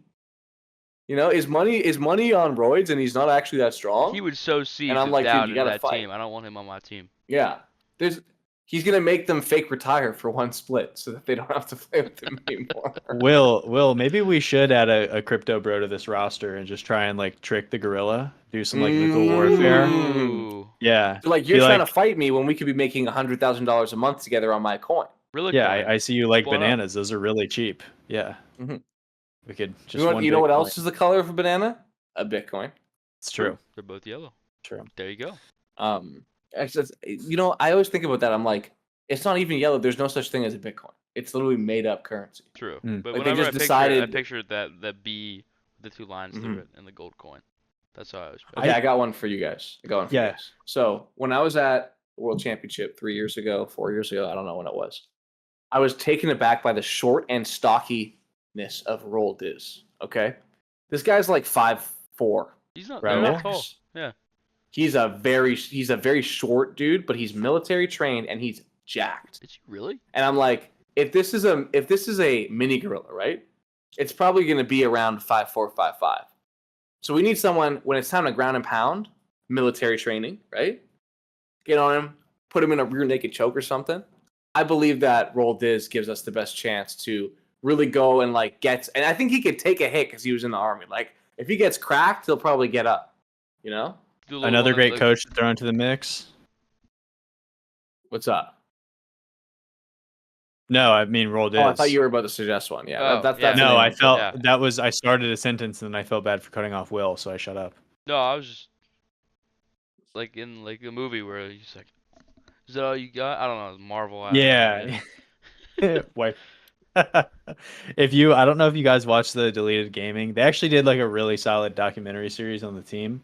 And Caleb from Dignitas was the one who shot it. I'm pretty sure it was very well done. The goat. But in all the Roll Diz scenes where they're talking to Diz, he's like at the gym, and he's jacked. You're right. So I think it's a good shout. It's a leverage play too. Like you don't want to get a guy who's too tall because you might just get picked up and thrown. Like they can attack your knees and stuff. What about So I really do believe it. What about like a couple like Agents of Chaos to like kind of scare the gorilla? Is Zen the most like, despite the size and all of that, just the most like maybe an actual demon? Like you'd get into a fight with him and he'd like bite you kind of energy, like just not gonna lose.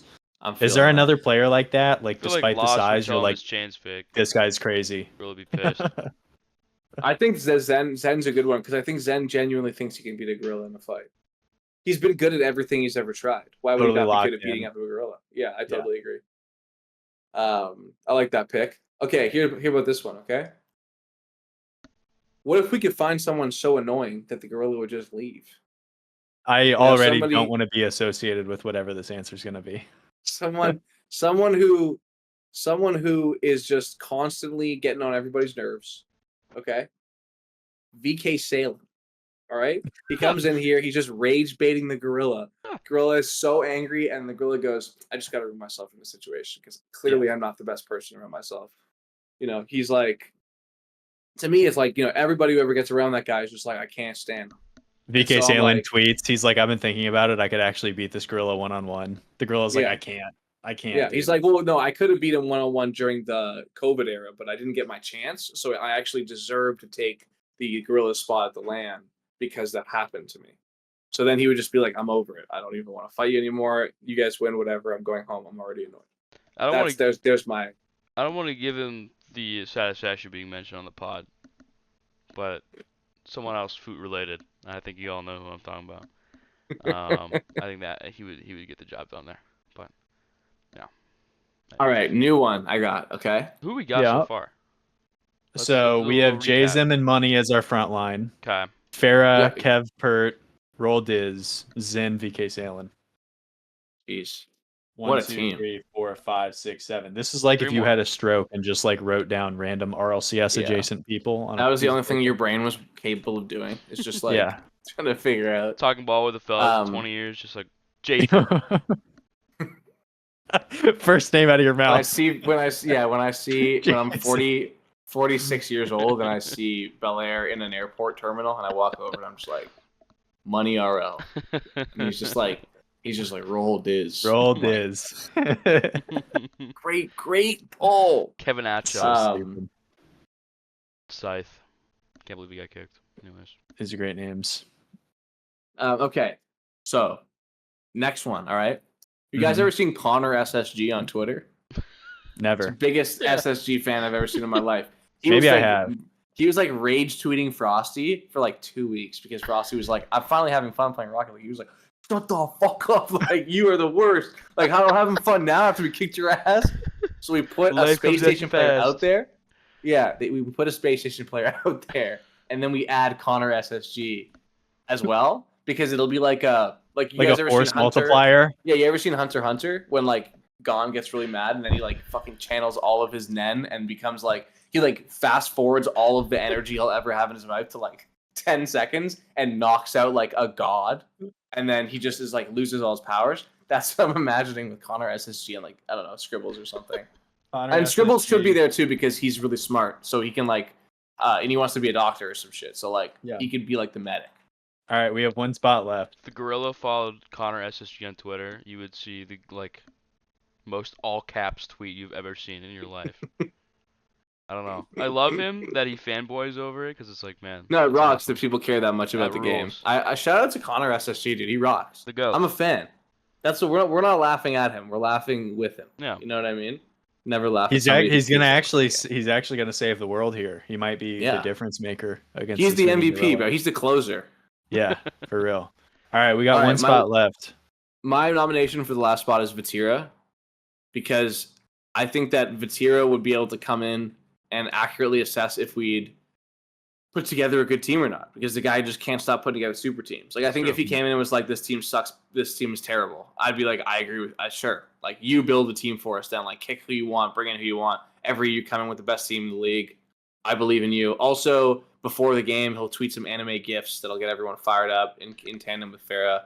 And then he's actually, he's I think he's quit eating candy only, and he goes to the gym now. So I think that he would be a good fighter, but I think it's more about his team building and his ability to correct any of our potential mishaps. And then on top of that, his anime GIFs are unparalleled. He's always tweeting anime GIFs. Yeah, I think that's a good one for consideration. Might be the answer before we wrap. Consideration for Cash. He's been getting in good shape. Good for him. Com's been getting in better shape. He's got big thighs too. Or sorry, big calves. Hey, Raise Bull's got in good shape too recently. I was looking at photos from Raise Bull a couple years ago. Look at Raise Bull. The only other one I'd throw in is AJ. I feel like he just might be like such a he'd come in and just like hit the gorilla like right in like the thorax. Yeah, and just, kill it. I He'd totally have see some it. Straight face too. Just walk up. Everybody else has been mowed down. LJ rises from the corner. He just casually walks up. We've never seen like much expression from him at lands or anything, and just like single. He does like the thing when you're. Have you seen the videos when you're in the coffin and you're just like something like that. But Vatira's probably the right answer. I got one for Will. Pauly. Demon Pauly, bro. Right? We just tell him, maybe the gorilla said that, Latinos Chicago is a better player than his son or something like that. And then he just goes crazy, man. He just goes crazy. He goes Pauly. berserker mode. Yeah. Like Jason's dad. I thought you were talking about First killer's dad. The demon. Stokely's the monster. Pauly on Twitter. He's got the I Love Latinas picture. Yeah, no, he was wearing that shirt everywhere. Latinas aren't they're not all that. He's like, what do you say? Like Pauly Santoro. Okay, no, I get you. I was like, why did he change into Pauly, like Polly? No, I meant Pauly, like the First Killer's dad. That guy has passion, bro. That guy has passion. If you tell him that he said that FK wasn't the GOAT, like the gorilla's not last time, bro. It's on site. I'm putting.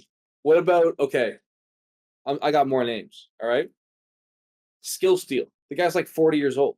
He's got so much experience. Wisdom. He debuted on LAN at 27 years old. He was Skill Steal was like an SSA pro the first year that SSA was at Worlds. Yeah. And he was fully bald, like not bald by choice.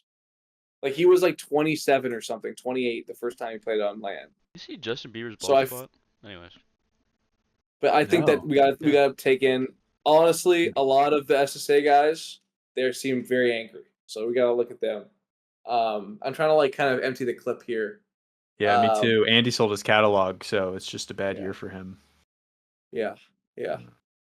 And Oski's brother, we already talked about Oski's brother. He's kind of great shout. He's definitely Oski in and of himself, big Oscar.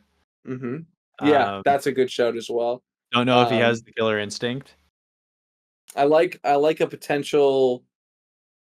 I like Mew. Remember Mew, the coach? I was thinking about Mew earlier. He was a real mental guy, man. Yeah. Real mental guy. He did a great job at. And honestly, I think we gotta look at what bro. Like he's a winner. He's a serial winner. He's in great shape. He's a serial winner. He knows. Yeah, but he doesn't figure it out. He doesn't figure it out till late in the season. First time up against the gorilla, he's gonna get mashed. It would be kind of like one of those fights. I feel like where it's like you watch like a superhero movie and like they're just getting boom boom and they're on their last breath. And then MM's like, now, and then he just like, boom, and then it's just over. And he's like, his last piece of energy is just like he finally found the weak point. The gorilla finally showed its hand. Yeah, that's my MM because he always figures out a way at the end of the day, right? He always figures out a way. Trying to think else. Okay, this is one that I forgot. I wanted to bring up earlier. What if we could just aura farm the gorilla? Like, just hit him with, like, an aura farm edit. Seiko. Gorilla's, like, beating his chest, growling, lunging at him. Seiko's not even move. He's like, bro, who is this guy? Seiko shows up, matching outfits with his girlfriend. The girl is like, whoa. Whoa. He's like, bro, that guy's so cool and he's so chill. Like, I don't really want to fight that guy. And then Monkey Moon's like, now from the Yeah, other side. exactly. Yeah. We could also have Archie come in and kind of tell some jokes, Yeah. just like kind of make some offhand British humor, which would be Sure. really good. Get the gorilla saying Bosch. Yeah. Yeah. Like he just kind of chirped the gorilla in a way that I think the gorilla wouldn't appreciate. Cash gorilla. Yeah. Like really get under his skin to the point where maybe he wasn't altogether, right? I think another good one is Arsenal. Arsenal's Jack now. Yeah. He's got tattoos. Power He of looks God. like he box. I know he does box. I know he does boxing. Okay. So he actually might be the best in terms of hand-to-hand combat. He might be one that we missed. Maybe Rise or Calm could go to the gorilla, talk some shit like, you're a little boy. You can't touch this. And he gets mad. Mm-hmm. The monkey mom comes from the back, takes him. Sizz. Oh, easy. You guys remember Sizz? Sizz. I think Sizz could definitely get under the skin of the gorilla. Turbo, just make the gorilla just like laugh uncontrollably. Mm-hmm. I think one of the funniest videos in Rocket League history is the like Rizzo retirement video from Turbo. Where he just flushed the toilet. He flushed the toilet. Yeah. I was gonna say that one day that they did the like NAEU like show matches and they had Turbo commentating. He was just like talking about whatever, man. I've never seen fantastic. this.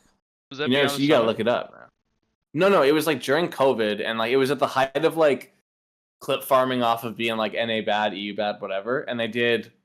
It was like Reddles was like, oh, I could take any random players from NA and beat any major team. Like a pickup team from NA could beat a major team from EU. And so it was him, First Killer in Chicago versus Team Queso, which at the time was Demensa, Itachi, and VK. I want to say. Wow. And they just got smoked. What On EU servers, they lost in 5. But then Turbo was like, and he was just like having a good time. And then eventually it was like, they did Astral, Extra, and Monkey Moon, I think, against Team Envy, but they did on NA servers, and then like Envy just watched them. So we actually didn't learn anything from that. But it was good. It was really good. Garrett was there too. It was like probably the most fun I had watching ball that year. That was a good time. But yeah, if you guys ever find that video, you should look it up because it's very funny. Will, we've heard a lot of names. I'm gonna run through the 9. And if it's okay with you, Mike, I think we should give Will, since he's locked in your storage attic, the last choice here. We have J-Zim, we have Money. Great front line. Dudes are yoked. Farrak, Hefper, Roldiz. There are brains, although we could add more. Yep. And Roldiz is a hybrid. Like he's kind of he's kind of our IGL. Dual threat. He's kind of our IGL. He's our on the field leader. Yeah. Quarterback. Zen, wild card. Who knows what you're getting from him, but he's going to lock in. All confidence, dude. All confidence. VK Salen, Connor SSG, mental aspect. We're throwing a lot at this gorilla. Scribbles is there because of the power up. Connor SSG. You gotta love him up. Yeah. It's like when you got a Pokemon, you got to do a turn. You got to do a move where like the first turn you don't do anything, and you're trying to use Solar Beam, so you got to boot it up for a little. Exactly. Yeah. Who's our 10th? Who's rounding out the roster? Will? Can be Mode the dog. Wild card. She's gonna cook that gorilla. Like we'll put scared of mice. But then if there's a graphic, it's just the dog. It's just the dog. Beast mode. Beast mode the dog. Shout out. My dog? Yeah. No, the other beast mode the dog, Michael. It's a popular name. It's like Black Dynamite. No, my dog's not. You're not bringing my dog to fight I decline. She solos. My dog's not. No, she does not. She'd triple. She goes I for the would. legs. You know what? Real. You should have just said me and my dog because I would go Connor SSG mode if a gorilla hit my dog. Maybe Mode would befriend the gorilla. You go Keanu Reeves. Yeah. Yeah. No, real talk, everybody. You really don't understand John Wick until you get a dog. Because like once you get a dog, it's like I would do that. I would kill a whole syndicate off. She's training. She knows. Come here. Like the Anchorman situation where Jack Black kicks his dog, kicks Baxter off the bridge. Yeah.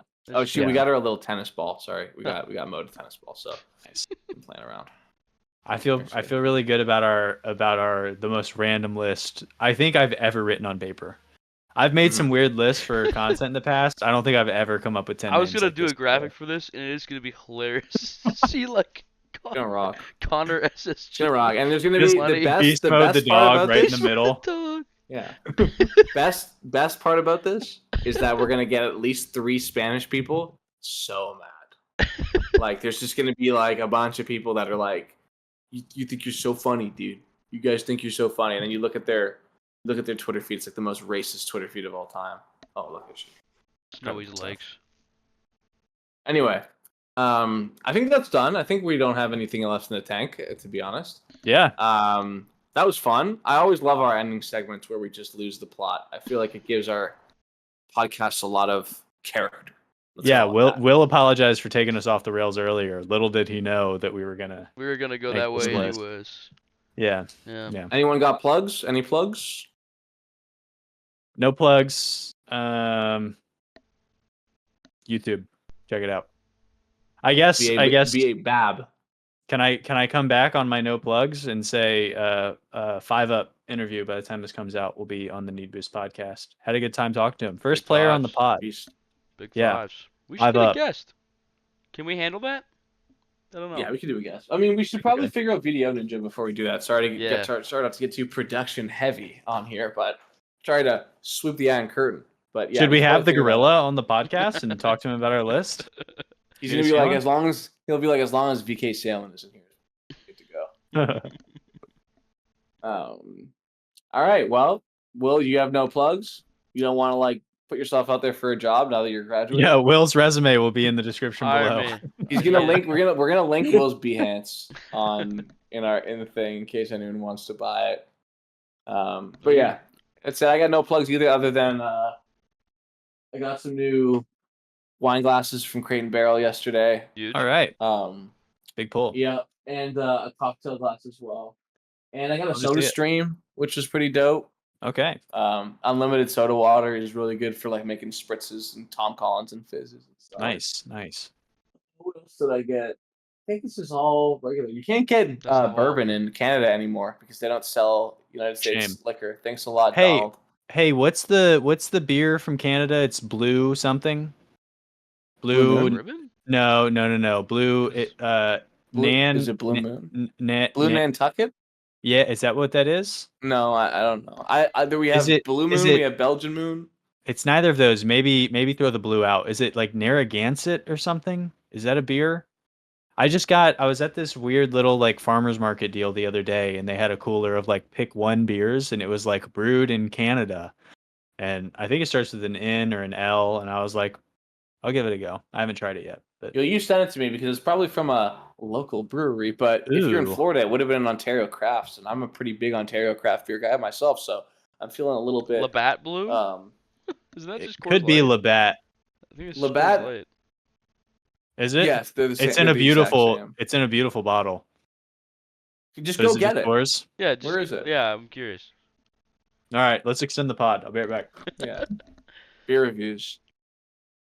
This is what it's all about, dude. But yeah, no. You can't get bourbon anymore in Canada because you can't call whiskey bourbon unless it comes from Louisiana or Kentucky. Sorry, so they have to call it sweet whiskey. So I have my last bottle of Maker's Mark that I used to make my whiskey sours. It's really sad. Let's go. She was like, "Is the podcast over? Why are you bringing a beer in there?" Let me see. It is Labatt. It's Labatt. Labatt Blue. That is quite literally. It's just Coors. It's Coors. It's actually much worse. It's Busch Light. That's okay. I haven't had a Busch Latte in a long time, so.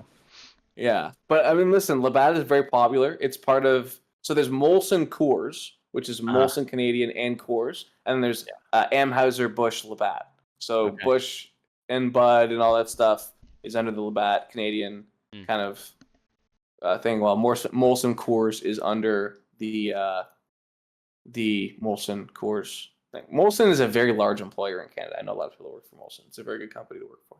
Anyway, let's not talk about that too much. Most of the people that watch this, I was about to say, I'm excited to see the data on the podcast. Let's be real. It's gone down already. If anyone wants to stay around, we're going to be doing ShiftCast After Dark, where we talk about the hop profile of Labatt Blue.